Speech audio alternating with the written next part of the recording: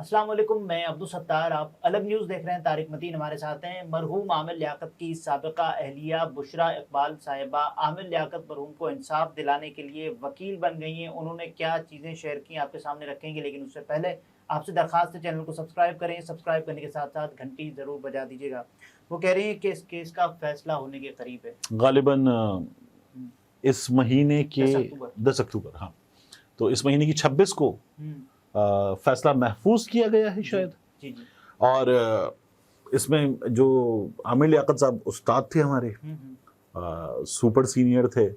ابھی میں لاہور جا رہا تھا کچھ دن پہلے، تو جس فلائٹ میں جب داخل ہوئے ایئر کرافٹ میں، تو داخل ہوتی دوسری رو میں ہماری سیٹس تھیں، اور پہلی رو میں جنید اقبال صاحب جو کیو ٹی وی والے ہیں، اور جو آج کل 92 پر مارننگ شو، ان کا جو اسلامک مارننگ شو ہے وہ کرتے ہیں، تو جنید بھائی بیٹھے ہوئے تھے۔ اچھا، جنید بھائی کو دیکھا میں نے اور ملے، چونکہ جنید بھائی ڈیبیٹس میں ہمارے سینئر تھے، کالج ڈیبیٹس میں استادوں کی جگہ، تو جنید بھائی سے ملے۔ جنید بھائی نے کہا آگے آ جاؤ، ان کے ساتھ والی سیٹ خالی تھی، بیٹھ گئے۔ تو عامر لیاقت کو ہم نے وہاں بڑا یاد کیا۔ عامر لیاقت بھائی جو ہیں وہ جنید بھائی کے بھی سینئر تھے، تو وہ ان کے لیے بھی استاد کا درجہ رکھتے تھے، اور اب ہم میں نہیں رہے۔ تو میں آپ سے عرض یہ کر رہا تھا کہ عامر بھائی کو ہم وہاں بیٹھ کر بڑا یاد کر رہے تھے، جو کچھ ہوا، جس انداز میں آخر میں ہوا، وہ یاد کر رہے تھے، اور ہم دونوں اداس تھے۔ میرے ساتھ سامنے ایک میرا سپر سینئر بیٹھا ہوا تھا، اور وہ اپنے سپر سینئر کو یاد کر رہا تھا۔ جنید بھائی جو تھے، وہ جب کالج ڈیبیٹس کا، کراچی کا، آل پاکستان مقابلوں کا وہ ماحول تھا، تو اس میں وہ چیمپئن تھے، اور جب وہ چیمپئن بنے ہیں، تو جس چیمپئن کو فائنلی انہوں نے جس جگہ آ کر بیٹ کیا، وہ چیمپئن تھے عامر لیاقت حسین صاحب۔ تو میں نے کہا تھوڑا سا یاد آ جاتا ہے، تو وہ میں ضرور بتاؤں۔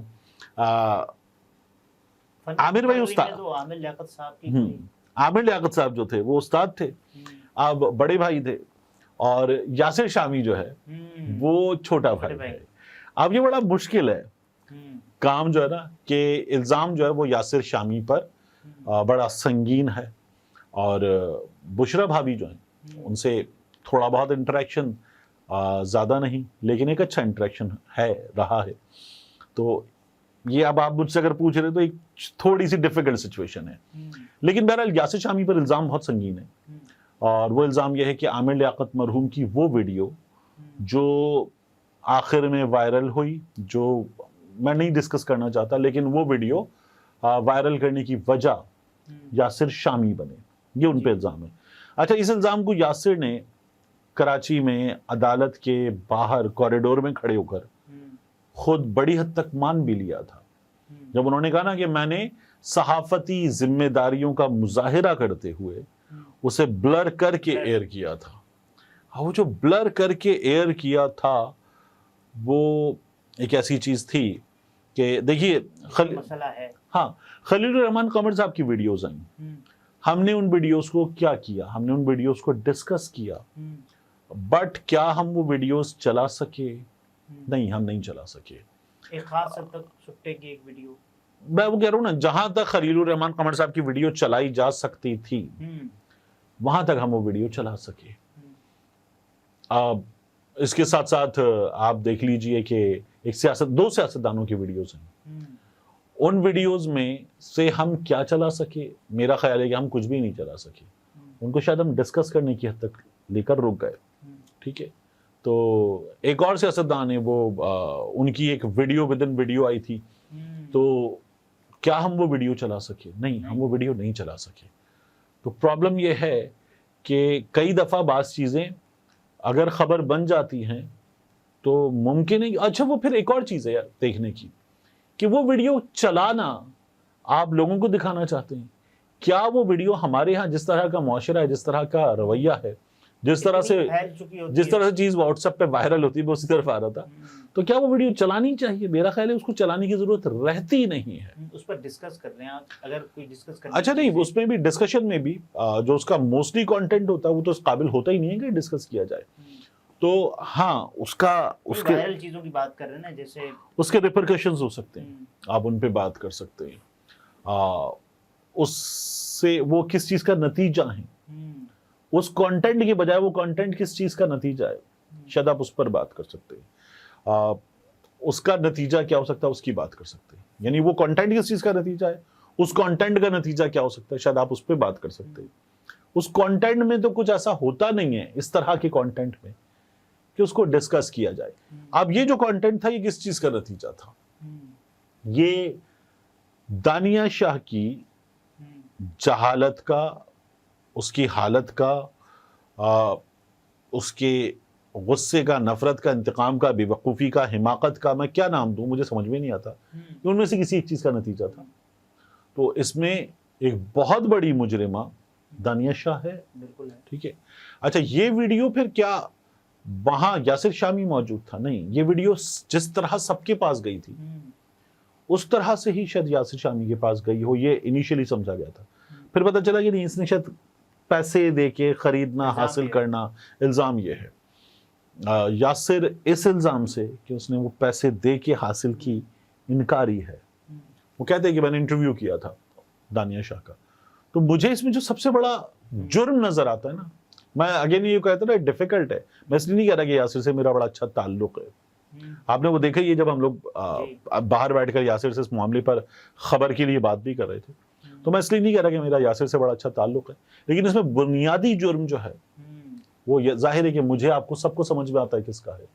وہ اس جگہ کی ویڈیو تھی جہاں دو لوگ موجود تھے, ان میں سے ایک عامر لیاقت تھے. ذاتی زندگی, ٹھیک ہے نا. وہ تو یہ دانیہ شاہ کا کام تھا. اور دانیہ شاہ نے بشرا اقبال صاحبہ نے لکھا ہے کہ کسی کی عزت کو پامال کر کے اپنی خواہشات کے محل تعمیر کرنے والوں کی پکڑ ضرور ہونی چاہیے. پیسہ ہی سب کچھ نہیں ہے, پیسہ عزت کے ساتھ کمایا جائے اور تعلق اور رشتوں کو پامال نہ کرے تو کبھی وبال نہیں بنتا. بالکل ٹھیک بات ہے. اور یہ اس میں دیکھیے نا آپ کے ان کا یہ جو شکوہ ہے اور یہ دلیل دیتے ہوئے جو بات بیان کر رہی ہیں, یہ دونوں کے لیے, دانیہ شاہ کے لیے بھی, یاسر کے لیے. اور ابھی وہ مقدمہ بھی وکیل کی حیثیت سے لڑ رہی ہیں.